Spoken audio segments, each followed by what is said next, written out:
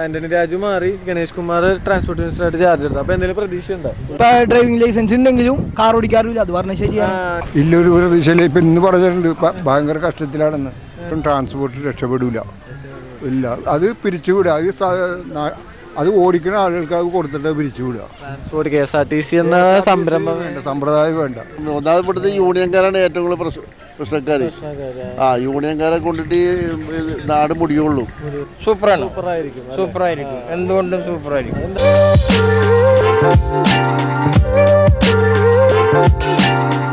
പ്രതീക്ഷിക്കണ്ട്. കാരണം മന്ത്രി പറഞ്ഞ പോലെ നമുക്ക് വേണ്ട മറ്റേ സംഭവങ്ങളെല്ലാം അങ്ങനത്തെ ലൈസൻസിന്റെ ഇതെല്ലാം അങ്ങനത്തെ സെറ്റ് ചെയ്യണം. ഇപ്പൊ ഡ്രൈവിംഗ് ലൈസൻസ് ഉണ്ടെങ്കിലും കാർ ഓടിക്കാറില്ല, അത് പറഞ്ഞ ശരിയാണ്. എന്റെ കുറച്ച് കൂട്ടുകാരന്മാരൊക്കെ അങ്ങനെ തന്നെയാണ്. കാർ ലൈസൻസ് ഉണ്ട്, പക്ഷെ കാർ ഓടിക്കാറില്ല. കുറച്ച് സ്ട്രിക്റ്റ് ആയ കാര്യങ്ങളൊക്കെ വരുമ്പോ അതെന്തായാലും ജനങ്ങൾക്ക് ആവശ്യമായ കാര്യങ്ങളൊക്കെ തന്നെയാണ്. വേണം. അപ്പൊ എന്തായാലും അത് നല്ലൊരു ഇതില് നോക്കി കാണുന്നു. അത് തന്നെ. ശരി. ഇല്ലൊരു പ്രതീക്ഷയില്ല. ഇപ്പൊ ഇന്ന് പറഞ്ഞിട്ടുണ്ട് ഭയങ്കര കഷ്ടത്തിലാണെന്ന്. ഇന്നിപ്പോ പറഞ്ഞിട്ടുണ്ട്. അത് ഭയങ്കര അധോഗതിയായിരുന്ന പറഞ്ഞത്. അതല്ല, ഇപ്പൊ നേരത്തെ ഉണ്ടായിരുന്ന ട്രാൻസ്പോർട്ട് മിനിസ്റ്റർ വെച്ച് നോക്കുമ്പോ ഇപ്പൊ പുതിയതിലേക്ക് വന്നാലും ട്രാൻസ്പോർട്ട് രക്ഷപ്പെടൂല. ഇല്ല, അത് പിരിച്ചുവിടുക. അത് ഓടിക്കുന്ന ആളുകൾക്ക് അത് കൊടുത്തിട്ട് പിരിച്ചുവിടുക. ട്രാൻസ്പോർട്ട് KSRTC എന്ന സംരംഭം വേണ്ട, സമ്പ്രദായം വേണ്ട. അതിന്റെ ആവശ്യമില്ല. എത്രയോ കൊല്ലങ്ങളായി ഈ 16 കോടി 20 കോടി 100 കോടിയൊക്കെ അവർക്ക് കൊടുക്കണം. നമ്മളെ കാശല്ലേ എടുത്ത് കൊടുക്കണത്. ഇപ്പൊ ഗതാഗത മന്ത്രിയായിട്ട് കയറുമ്പോ വല്ലാണ്ടുള്ള കുറച്ച് കാര്യങ്ങള് ഇന്നിപ്പോ അയാൾ പറഞ്ഞിട്ടുണ്ട് കഷ്ടത്തിലാണെന്ന് പറഞ്ഞിട്ടുണ്ട്. KSRTC അല്ലാണ്ട് ഇപ്പൊ ലൈസൻസിന്റെ അങ്ങനെ കുറച്ച് ഗതാഗത സംവിധാനങ്ങളിൽ കുറച്ച് മാറ്റങ്ങൾ വരുത്തുന്നതായിട്ട് പുള്ളി പറയുന്നുണ്ട്. അതിൽ വിശ്വാസമുണ്ട്. എന്തായാലും അതില് ചെറിയ മാറ്റങ്ങൾ നമ്മൾ നാട്ടുകാരെ കാശ് അങ്ങോട്ട് മേടിച്ചെടുക്കുന്ന ആളല്ല. ഇത് മറ്റേ യൂണിയൻകാർ കട്ടുകൊണ്ട് പോണതാണ്. യൂണിയൻകാർ കട്ടുകൊണ്ട് പോണതല്ല. എന്താണ് ആദ്യം മുതൽ അവസാനം വരെ വർക്ക്ഷോപ്പ് പണിക്കാരൻ വരെ കട്ടുകൊണ്ട് പോക്കാണ്. അതിൽ പാടുപെടുന്നതും ഈ വണ്ടിയിൽ ഓടുന്ന ജീവനക്കാർ മാത്രം. അവർക്കും ഒരു രക്ഷയില്ല. മറ്റവരെല്ലാം ബാക്കിയെല്ലാം കള്ളന്മാർ കട്ടുകൊണ്ട് പോകണം. ഒഴിവാക്കുക, ബാക്കിയുള്ള കാര്യങ്ങളിൽ ചെറിയ പ്രതീക്ഷ ഉണ്ട്. അതങ്ങോട്ട് പിടിച്ചുവിടാം. ഇപ്പൊ കണ്ടേ നമ്മളെ ഇൻഷൂർ ചെയ്യാനുള്ള നമ്മുടെ പ്രൈവറ്റ് വണ്ടികളുണ്ടല്ലോ, ഇൻഷൂർ ചെയ്യുന്നുണ്ട്. കൊല്ലത്തിൽ എത്ര രൂപ അവർ കൊടുക്കുന്നുണ്ട്. എന്നിട്ട് അവർ ഒരു വണ്ടി ഓടിക്കൊണ്ടിരിക്കുമ്പോൾ അടുത്ത കൊല്ലം 2 കൊല്ലം കഴിയുമ്പോൾ രണ്ടാമത്തെ വണ്ടി ആവുമോ എനിക്ക്. പിന്നെ ഇപ്പോഴാണെങ്കിൽ ഇപ്പൊ ലൈസൻസും ഇതൊന്നും പ്രിന്റ് ചെയ്യാനുള്ളതെന്ന് പറയണ്ട. RC ബുക്ക് ലൈസൻസിൽ 3-4 മാസങ്ങളായിട്ട് പ്രിന്റ് ചെയ്ത് കൊടുക്കാനുള്ളതെന്ന് പറയുന്നുണ്ട്. അത് സാമ്പത്തിക മാന്യം, സർക്കാരിന്റെ സാമ്പത്തിക മാന്യം കൊണ്ടാണ് കാശ് മേടിക്കണ്ടല്ലോ. മേടിക്കുന്നുണ്ട്, അതെല്ലാം മേടിക്കുന്നുണ്ട്. പിന്നെന്താണ്? അപ്പൊ അതിനൊക്കെ നല്ല പ്രതിഷേധം ഉണ്ട് ജനങ്ങൾ. പിന്നെ ഉണ്ടല്ലോ. ശരിയല്ല അല്ലേ? നാട്ടുകാരിന്ന് കാശ് മേടിച്ചിട്ട് ശരിയല്ല. ഇപ്പൊ തമിഴ്നാട്ടിലെ ഏറ്റവും കൂടുതൽ ലാഭത്തിൽ ഓർമ്മ അവിടെ സ്ത്രീകൾക്കെല്ലാം ഫ്രീ ടിക്കറ്റാണ്. അതിന് യാതൊരു പ്രശ്നമില്ല. ഇവിടെ സ്ത്രീകൾക്ക് പൈസ വാങ്ങുന്നുണ്ട്. അതിന് പിന്നെ ഒരുപാട് പ്രതിഷേധങ്ങളുണ്ട്. തമിഴ്നാട്ടിൽ അവിടെ സ്ത്രീകൾക്ക് പൈസ ഇല്ല, സ്റ്റുഡൻസിന് പൈസ ഇല്ല, നല്ല ലാഭത്തിൽ ഓടുന്നുണ്ട്. അതാണ് തമിഴ്നാട് ശൈലി. ആ ശൈലി ഇവിടെ ചെയ്യാൻ ആരംഭിച്ചാൽ അതിനുള്ള ഒന്നാമത് ഇവിടുത്തെ യൂണിയൻകാരാണ് ഏറ്റവും കൂടുതൽ പ്രശ്നക്കാർ. യൂണിയൻകാരെ കൊണ്ടിട്ട് നാട് മുടിയുള്ളൂ. അതുകൊണ്ടിട്ടാണ് ഈ പരാജയപ്പെട്ടു. സംവിധാനം തമിഴ്നാട്ടിലെ കുറച്ചുകൂടി മെച്ചപ്പെട്ടാണ്. അതുപോലെ തന്നെ ഇങ്ങോട്ട് കോപ്പി അടിച്ച് വന്നാലും കുഴപ്പമുണ്ടാവില്ല, ഇവിടെ മെച്ചമുണ്ടാവും അല്ലേ? ഇവിടെയാണ് ഏറ്റവും കൂടുതൽ തോന്നിയാസനം നടക്കുന്നത്. തമിഴ്നാട്ടിലൊരു പ്രശ്നം, തമിഴ്നാട്ടിലെ ലാഭമാണ്. ലാഭത്തിലാണ് സ്ത്രീകൾക്ക് ഫ്രീ ആയിട്ട് ഇപ്പൊ 5 രൂപയോളം മിനിമം. ഇവിടെ പിന്നെ 12 രൂപ 10 രൂപയോളം വാങ്ങിക്കേണ്ട മിനിമം. എന്നിട്ടും നഷ്ടത്തിലാണ്. ട്രാൻസ്പോർട്ട് ബസ്സിൽ 12 രൂപയുടെ മിനിമം, എന്നിട്ടും നഷ്ടത്തിലാണ്.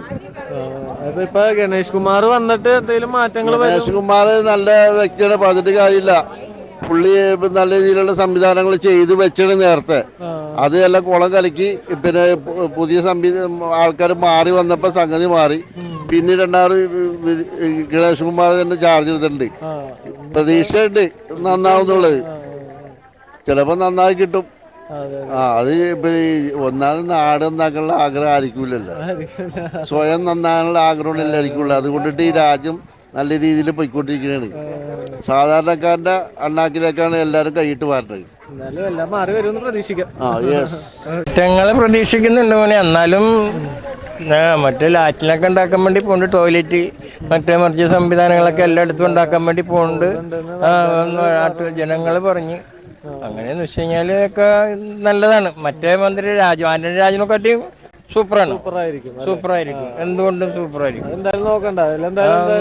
ആന്റണി രാജു പോക്കാണ്. ഇപ്പൊ ആ സാധനം സർവീസ് 40 വണ്ടി അപ്പത്തന്നെ റിലീസ് ചെയ്തവൻ. മറ്റേ വണ്ടി ക്യാൻസൽ ചെയ്ത് വേറെ ഇറക്കി. ഇപ്പൊ ലൈസൻസ് എടുക്കണേലും കുറച്ച് ഭയങ്കര സ്ട്രിക്റ്റ് ആണ്. ലൈസൻസ് എടുക്കണ ഭയങ്കര സ്ട്രിക്റ്റ് ആണ്. മറ്റേ ജനങ്ങൾക്ക് നല്ലത് തന്നെയാണ്. മറ്റേ കൺട്രോളൊക്കെ വിടും. മറ്റേ ഓടിച്ച് കാണിച്ചു കൊടുക്കാൻ ഞാൻ തന്നെ ഓടിച്ച് കാണിച്ചു കൊടുത്തുള്ളൂ. എനിക്ക് ലൈസൻസ് തന്നെ. ഇപ്പത്തെ അപകടങ്ങളിലും കുറച്ച് നിയന്ത്രണം ഉണ്ടാവും. അങ്ങനെ എല്ലാ കൊണ്ടും കൊള്ളാം.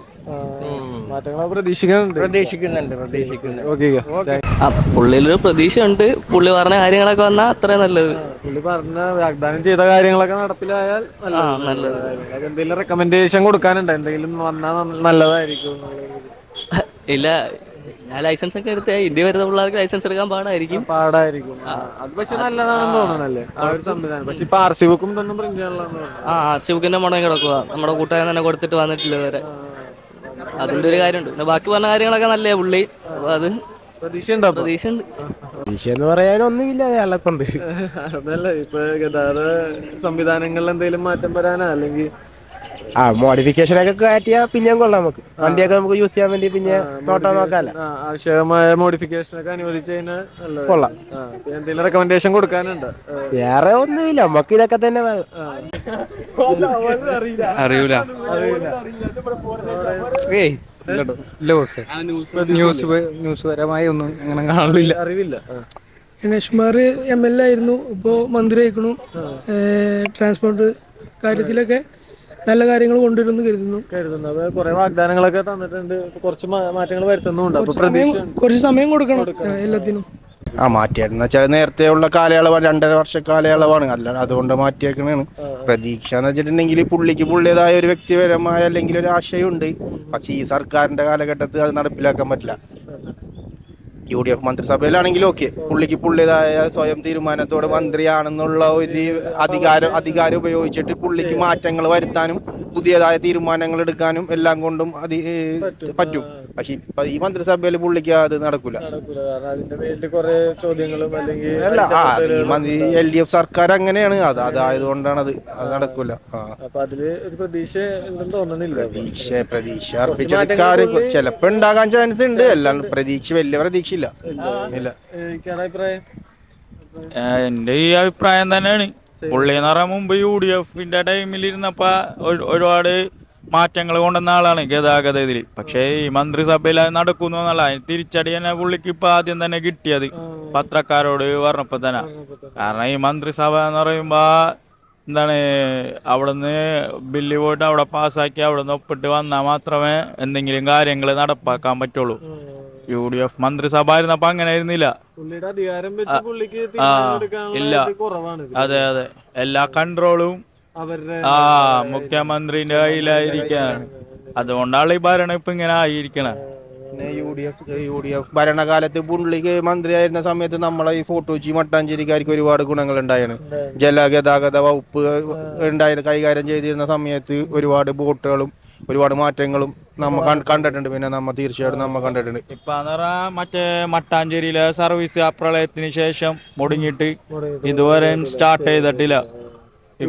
മന്ത്രിസഭയിലായിരുന്നെങ്കിൽ എന്തായാലും മാറ്റമായിട്ട് നടക്കാൻ പറ്റും. സ്വയം തീരുമാനങ്ങൾ എടുത്ത്, സ്വയം തീരുമാനമല്ല എന്നാലും മന്ത്രി എന്നുള്ളൊരു പവർ ഉപയോഗിച്ചിട്ട് പുള്ളി കൈകാര്യം ചെയ്തേനെ. അതുകൊണ്ടാണ് ആ സമയത്ത് ചെയ്തിരുന്നത്. 5 വർഷം ഭരിച്ചിട്ടില്ല. UDF സർക്കാരിന്റെ കാലത്തും പുള്ളി 5 വർഷം ഭരിച്ചിട്ടില്ല. ഇപ്പൊ നടക്കാൻ ചാൻസ് കുറവാണ്.